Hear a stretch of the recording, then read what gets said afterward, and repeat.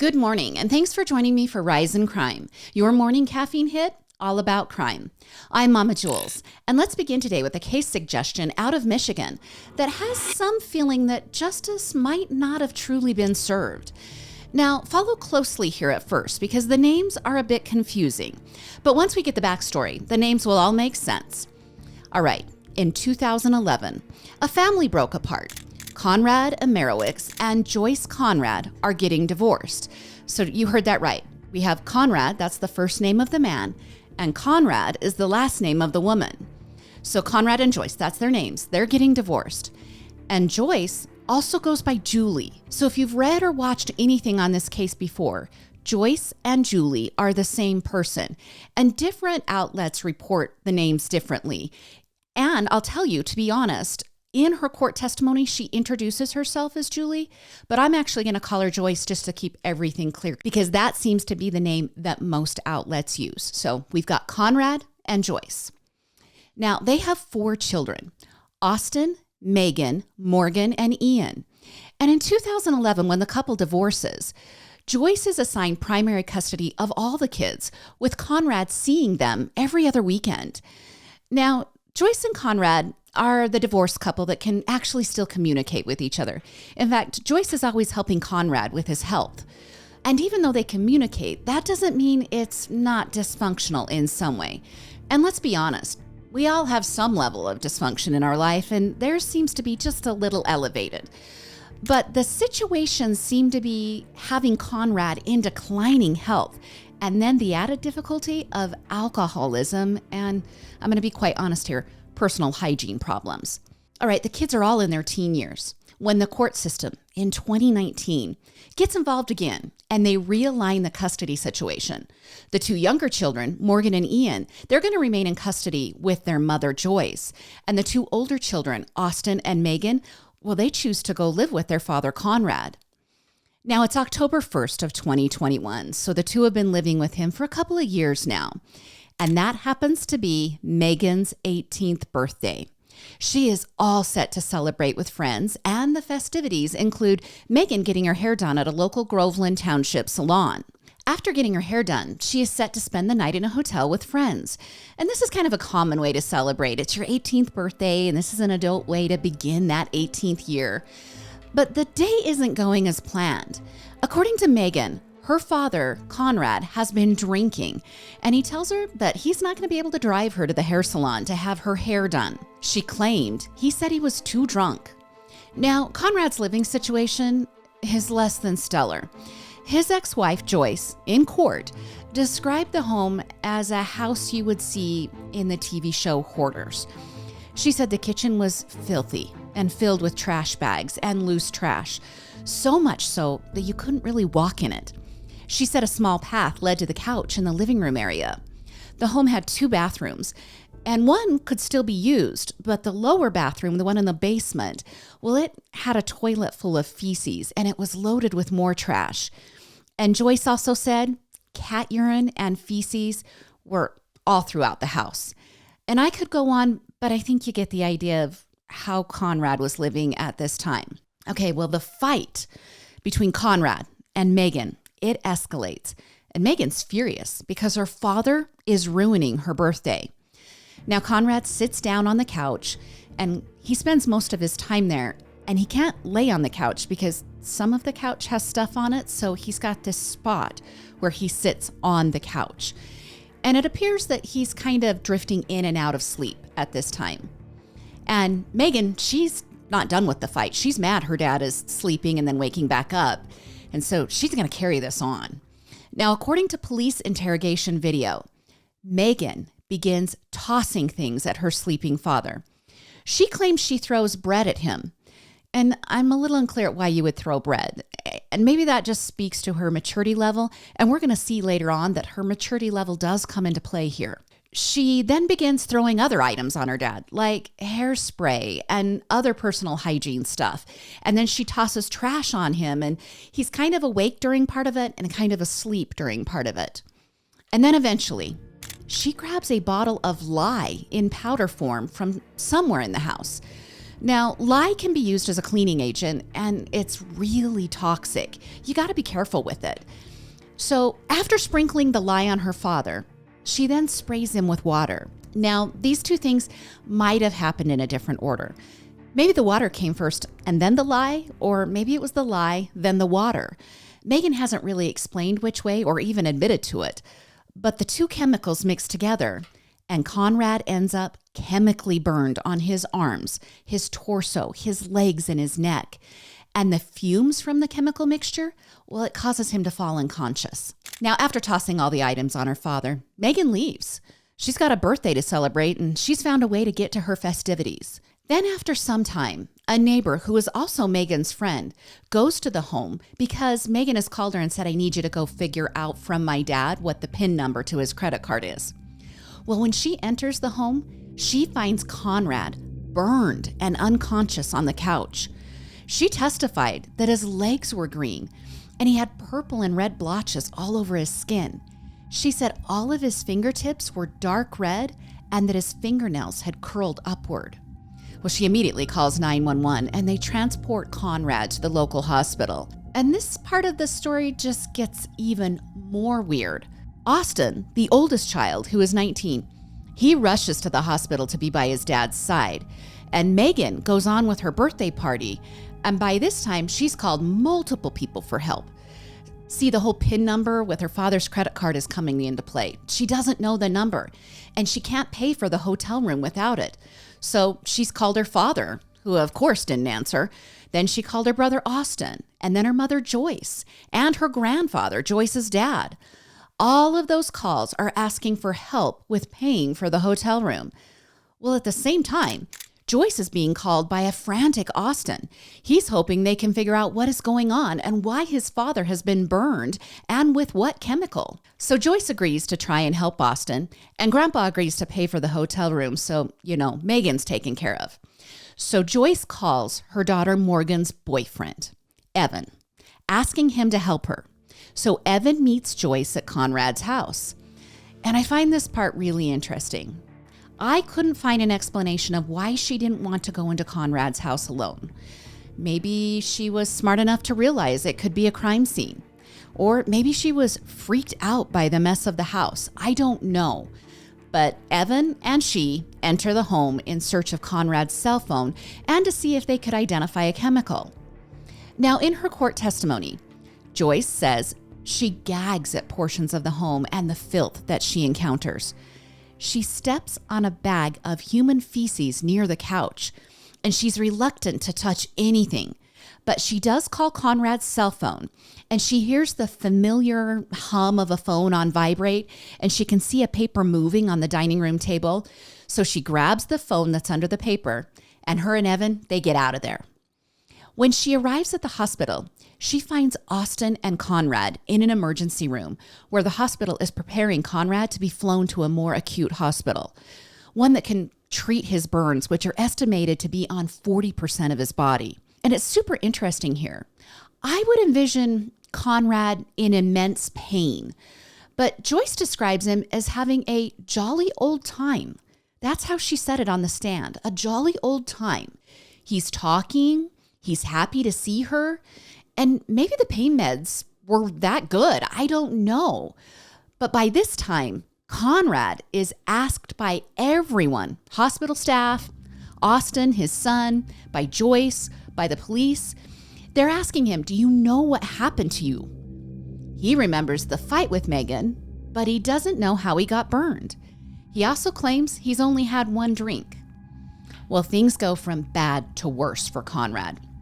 Remember, his health isn't great, and the burns, they become untreatable. Over the next 6 months, he endures multiple infections.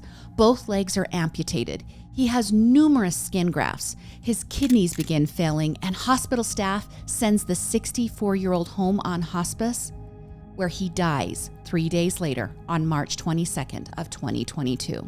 So what's up with Megan during all of this? Well, 6 days after her birthday, police arrested Megan for assault with a harmful device. She was let out on bond, and an already broken family becomes more divided. And then, when her father dies, her charges are elevated to unlawful possession or use of irritants causing death, which is a felony that could result in life in prison if convicted.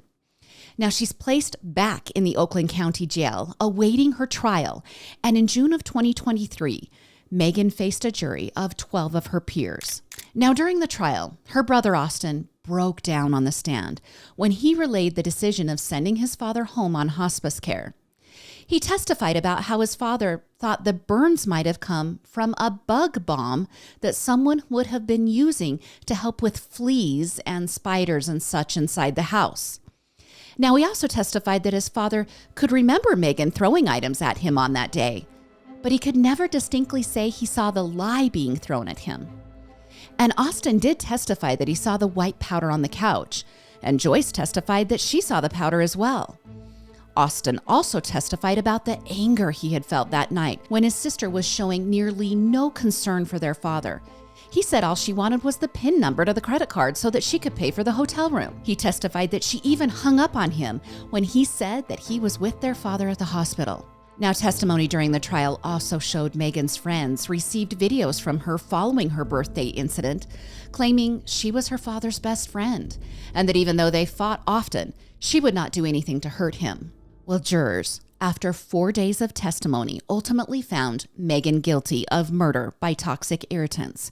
And then 1 month later, in July of this year, Megan was sentenced by Judge Victoria Valentine to 1 year in prison with credit for time served. Megan had already been incarcerated for 506 days, which meant Megan was essentially freed that day. Now, during the sentencing, Joyce spoke about her daughter, saying that the broken home created a broken family, and that Megan, despite now being 19 years old, was not at the maturity level of a 19-year-old. She also described how Megan was prevented from seeing her father in the hospital by the restrictions that her older brother Austin had put in place. Then Megan, who did not testify during the trial, spoke at the sentencing hearing. She made a tearful plea to the judge that included her calling her father her hero, saying he was a storyteller, a tooth fairy, and a friend, and that through it all, he was her father. She also said her biggest battle through the last year and a half has been fighting self-harm. She said she was scared her father will think she didn't love him, and that she would often lie to cover up his alcoholism and the fact that he was so drunk that he would relieve himself in plastic bags by the couch because he couldn't make it to the bathroom. She begged the judge to let her realize her goals in life. She quoted scripture and asked the judge to allow her the chance at freedom so that she could help other children that had similar situation to hers. Now, 3 hours following the sentencing hearing, Megan walked out of the jail with her 2 younger siblings and a friend. Her first stop was McDonald's, where she ordered chicken nuggets and fries. And she admitted to reporters that she was surprised that the judge handed down such a lenient punishment. She said she had prayed for a miracle and that she received one that day. All right, I'm sure there is a portion of the Rise in Crime listeners frustrated by this sentencing. And I get it. If you're frustrated, you aren't the only ones. State prosecutors were also frustrated by the amount of time that Megan was sentenced to serve. The state asked the judge to restrict Megan with ankle monitors during her probation, and the judge declined to do so. Sentencing guidelines are something we could debate for hours. But there is one more twist to this story, and I didn't see this one coming. While incarcerated in the Oakland County Jail, Megan became best friends with an older woman named Jennifer Crumley. And that name, well, it might sound familiar to you. Jennifer and her husband James are currently awaiting trial for aiding their son Ethan in a mass shooting of a high school in Oxford, Michigan in 2021. That shooting killed 4 people and left 7 others injured. Jennifer and James are accused of not providing psychological help for their son Ethan. They also bought him the gun that he used just days before the monstrous act of ambushing the school. And Megan told Court TV the following: "I have a best friend that's in jail, and she was with me through this whole thing. She helped me write my statement. She just told me to speak with my heart. She helped me write the things that I didn't know how to put into words." Well, I guess jail brings some interesting people together. Now, the Crumleys could spend up to 15 years in prison in a case that is one of a kind. Parents until now have not been held accountable for the crimes of their children's mass shooting sprees. So we've got Megan free, the family completely divided, and we have got Conrad, who's passed on. So let's remember Conrad for more than the troubled past of his alcoholism and his questionable hygiene. He was a child of Polish immigrants who traveled to America when Conrad was 2.5 years old. His mother invented a heat-curable epoxy resin that still holds a patent today. He had one brother, and Conrad was the biological father to Austin and Megan, and the adopted father to his 2 younger children, Morgan and Ian.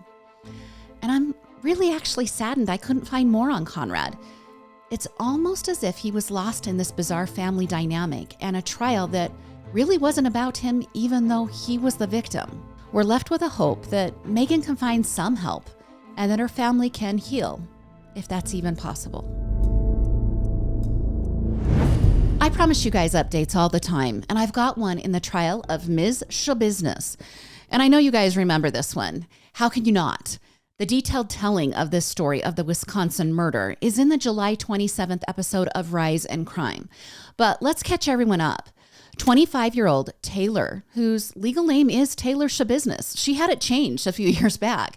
She was dating 24-year-old Shad Thyrion. Now, Taylor's husband, yeah, she has a husband. Taylor's husband is in prison, and she is carrying on romantically, as well as carrying on with her abusive behavior with drugs, while her husband is serving his prison time. Now, she and Shad had been using drugs back in February of 2022. And upon returning to Shad's home, which is actually the basement of Shad's mother's home, well, Taylor and Shad, they continue to use drugs there, and then they have sex for several hours.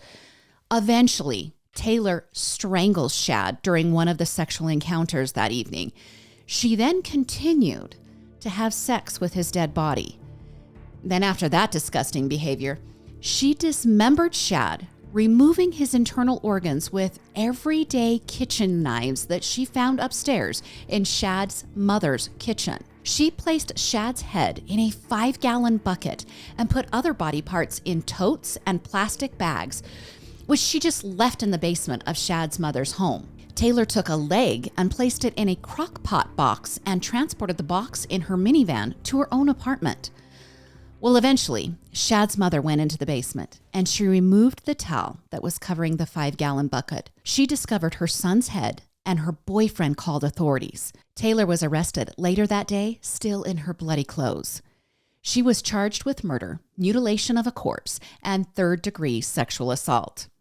Now, the next few months were full of Schabusiness shenanigans that included attacking her attorney in a courtroom, being assigned a new attorney, smiling and smirking when explaining the crime, falling asleep in court, trying to flash the judge, and she even burst into laughter when the court was deciding if the jurors should be shown photos of Shad's decapitated head. Well, in July, Miss Schabusiness was found guilty of all charges, and late last month, she was sentenced to life in prison without parole for the murder. She was also sentenced to 7.5 years for mutilating a corpse and 3 additional years for 3rd-degree sexual assault. It took the jury just 50 minutes to come to their conclusion of guilty. Now, the life in prison was expected, but their response from her attorney was not quite what followers of the trial and sentencing thought would happen. And the way that Taylor showed up for her sentencing was strange as well. So let's tackle the attorney part first. Her attorney, Chris Froelich, told Fox News that he feels that Taylor should be given a chance at the possibility of getting out of prison on extended supervision or parole after some work like therapy and counseling. Froelich also hinted that he felt a mistrial should have been decided in this case.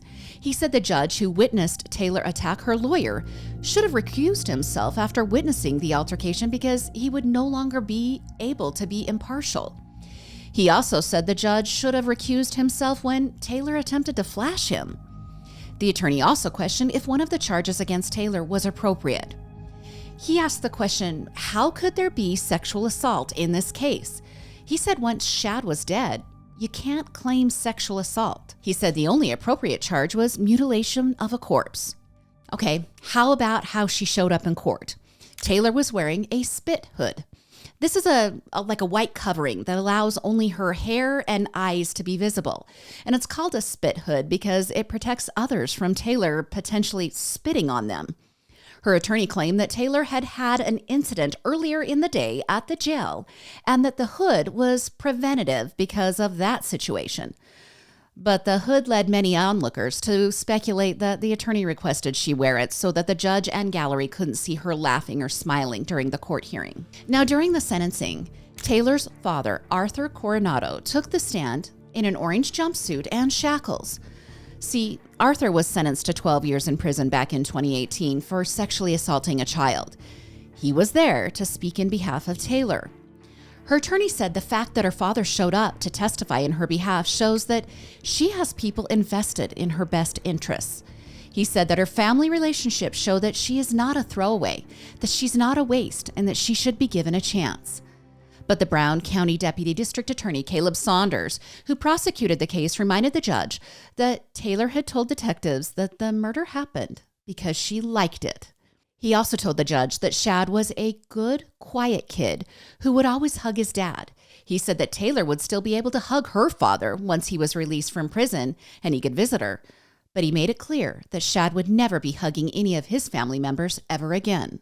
Now, the judge told the courtroom that the offense in this case cannot be overstated. He said the crimes offended human decency, they offended human dignity, and that they offend the human community. The judge also said there was a need to protect the public from Taylor and her heinous crimes. Okay, when I think of this case, of course there are so many things to shake your head at. Taylor Schabusiness, her name, her depravity, her bizarre behavior. But then I think about Shad's mom, who removed that towel to discover her son's severed head. How does she go on? If you're the praying kind, maybe send one up for Shad's mom, Tara.